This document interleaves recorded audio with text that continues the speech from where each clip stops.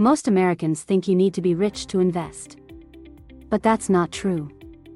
Everyday Americans are quietly building wealth. And they're doing it with ETFs. So what exactly is an ETF? An ETF, or exchange-traded fund, is a basket of stocks you can buy in a single click.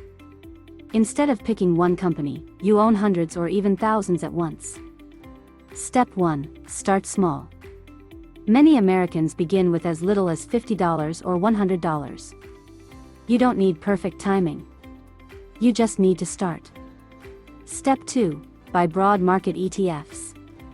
Popular choices include ETFs that track the S&P 500 or the total US market. These funds grow as the American economy grows. Step 3. Invest consistently. Most people invest every paycheck. This strategy is called dollar cost averaging. When prices are high, you buy less. When prices drop, you buy more. Step 4. Reinvest dividends. Instead of taking cash, dividends buy more shares automatically. This is how compound growth quietly builds wealth over time. Step 5. Be patient. Average Americans aren't trying to get rich overnight. They're thinking long-term, 10, 20, even 30 years. The secret isn't luck. It isn't insider knowledge.